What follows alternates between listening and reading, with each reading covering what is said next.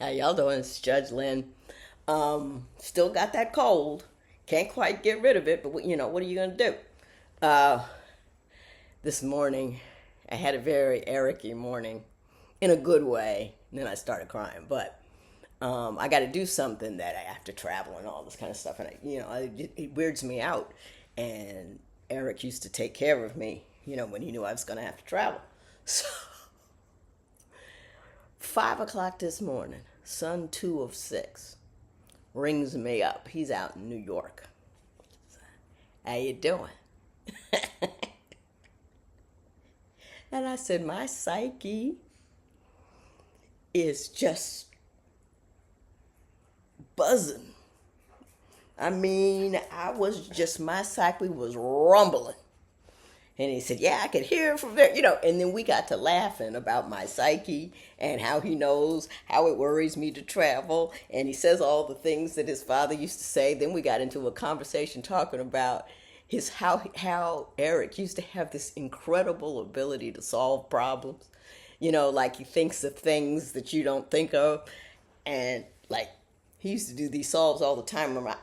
I thought I had a problem. Somebody called me with an issue, or somebody emailed with an issue.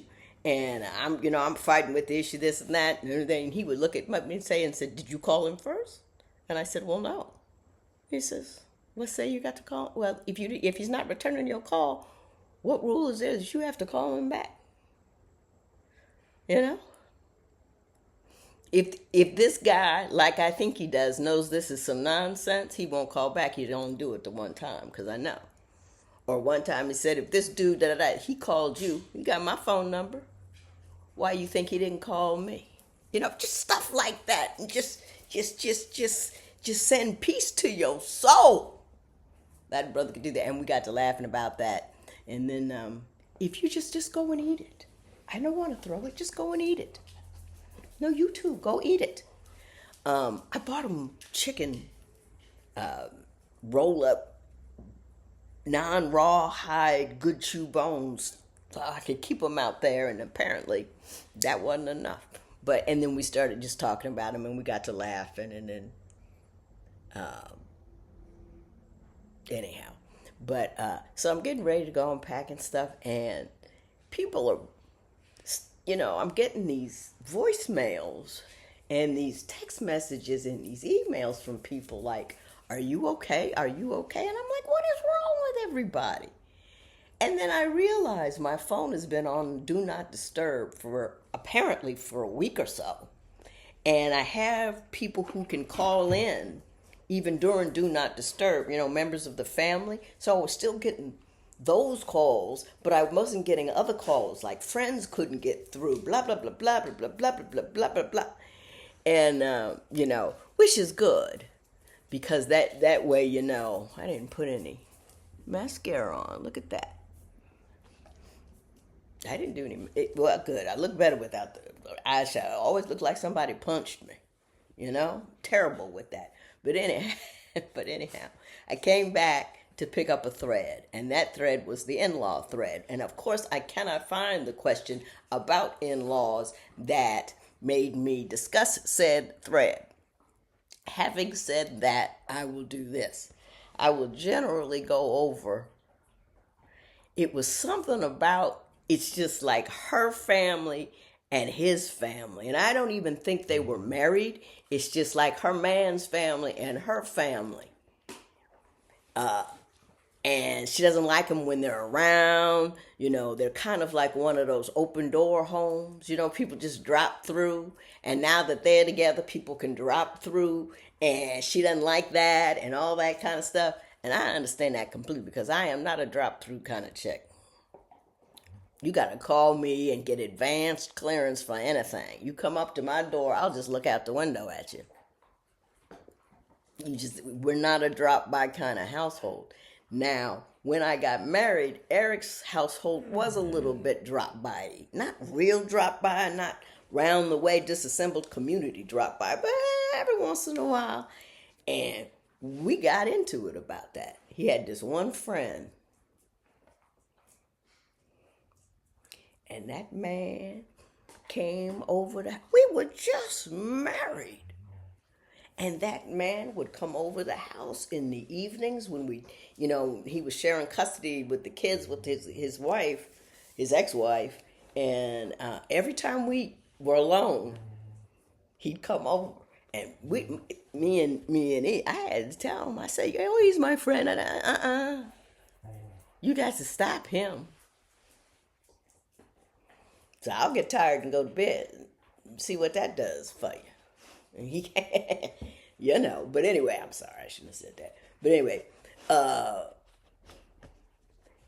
you have to figure out what if you can't. You have to figure out. First of all, you can't get mad at somebody else's family being who they are. You got to get out in front of it. You got to look at it. Now, when you're over their house, you got to get their rhythm because it's their house. You got to ride. You got to roll in the rhythm of the people that you're with. In the roam of your home is one in which everybody drops by.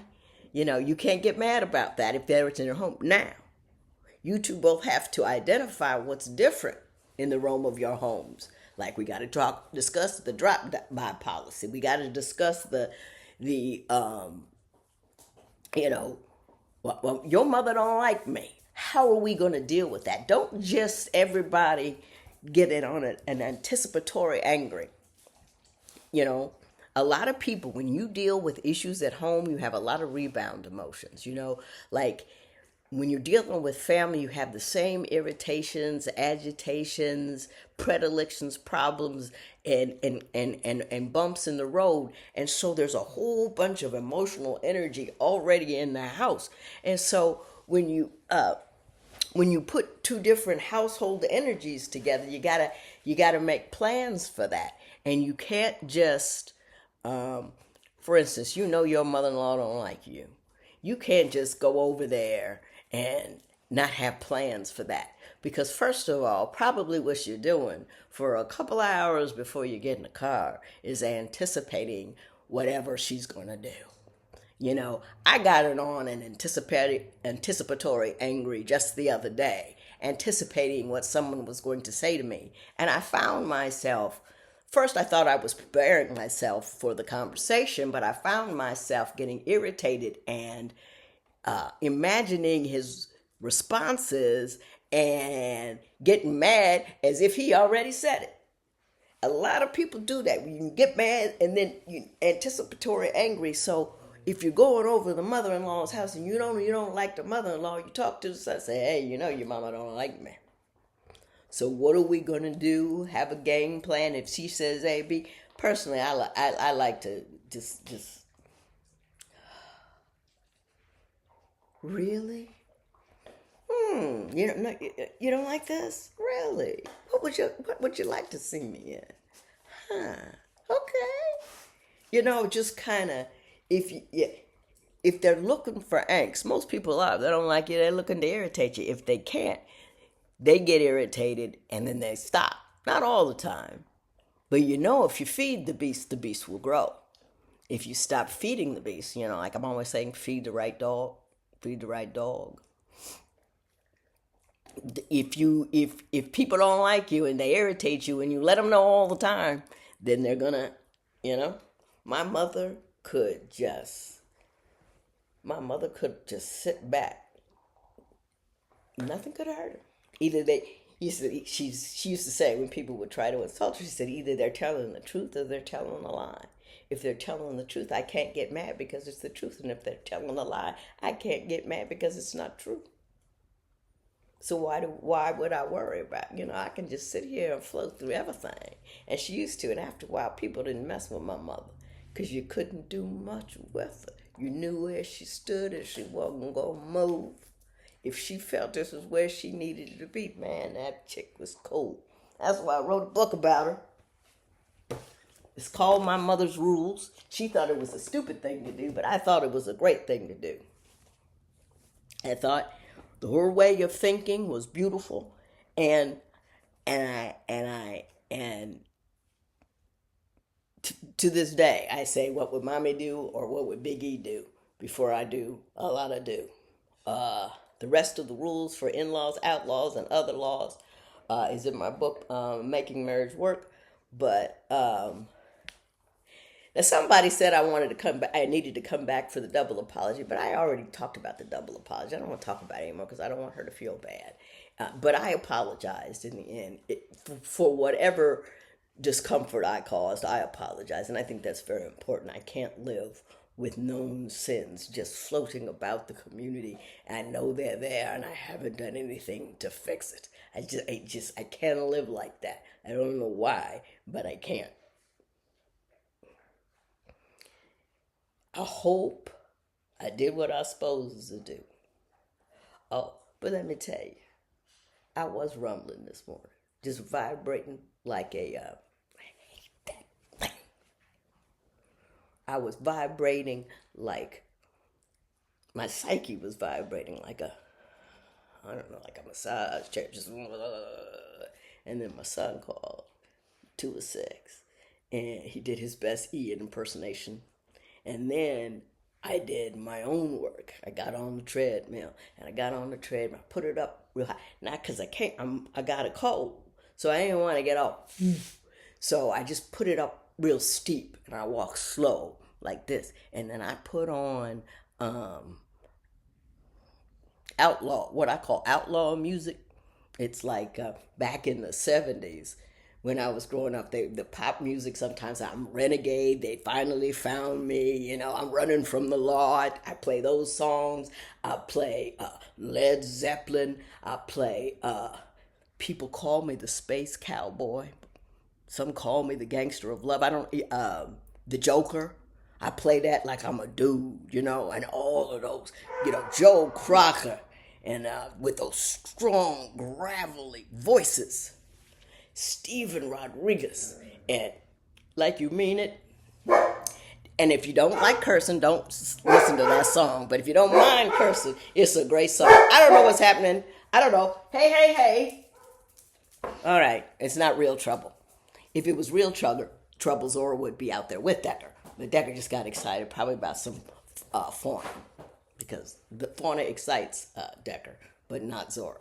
Now, if it was a person, Zora would be all up in their Kool-Aid, but they're not, so everything's fine. I think, well, anyway, Decker, do you want to come and say hello to people? All right, here we go. Decker, me, and the Zozo. Klutz! Y'all have a great day.